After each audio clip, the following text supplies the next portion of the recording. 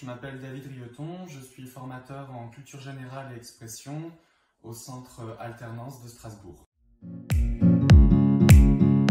Dans un premier temps, j'ai suivi des études de lettres, d'abord en classe préparatoire, puis à Lyon. Là, j'ai une première expérience dans l'enseignement, notamment dans un lycée professionnel, en licence. Puis très vite, je suis parti étudier à Taïwan, puis comme ça me plaisait bien, j'y suis resté 1 an de plus. Et c'est là que j'ai vraiment enseigné pour la première fois sur une longue période, pendant 1 an. Donc j'ai enseigné pendant 1 an à Taipei, dans une université à Taipei. Je suis revenu en France, j'ai terminé mon master de littérature, j'ai préparé l'agrégation, j'ai obtenu le CAPES. Et puis finalement, comme ça me plaisait pas tellement, je me suis réorienté vers le français langue étrangère, ce qui correspondait aussi à mon expérience taïwanaise.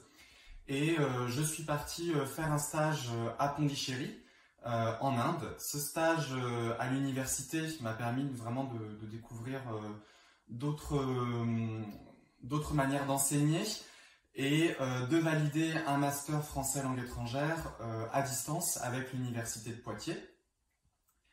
Suite à ce master, je suis revenu à Lyon. J'ai à nouveau enseigné aux étrangers, notamment aux étrangers demandeurs d'emploi.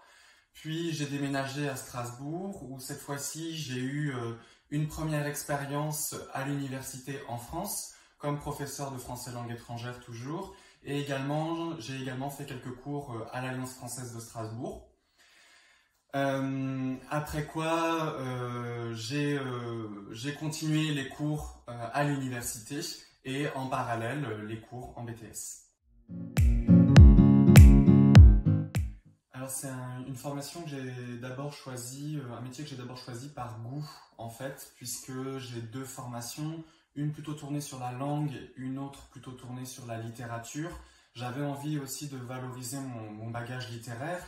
Et je suis moi-même quelqu'un d'extrêmement curieux par rapport à l'actualité.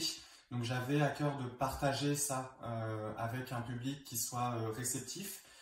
Je trouve également que les épreuves qu'on prépare pour la culture générale sont extrêmement bien faites, extrêmement cohérentes par rapport à la formation et par rapport à ce qu'on attend des élèves et aux objectifs visés. Elles me permettent vraiment de motiver beaucoup de connaissances, des connaissances plus littéraires, d'autres plus proches de l'actualité, et donc de partager beaucoup de choses que j'apprécie.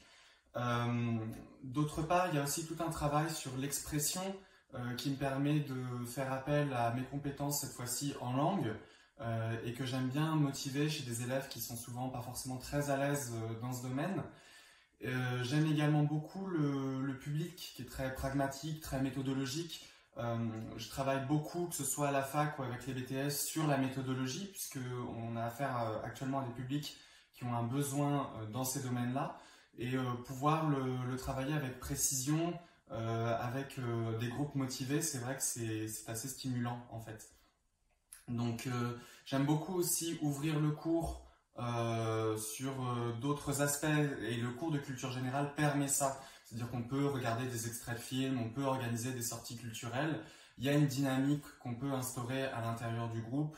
On nous invite à créer des activités et j'aime ce dynamisme-là.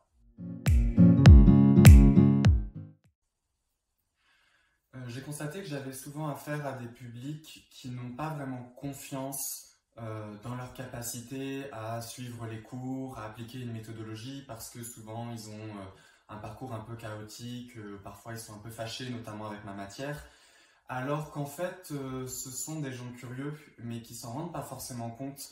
Et c'est assez agréable de voir s'éveiller une curiosité intellectuelle, ce que permet particulièrement ma matière, chez des élèves qui ne s'imaginaient pas être curieux sur ces sujets-là, justement, y trouver de l'intérêt.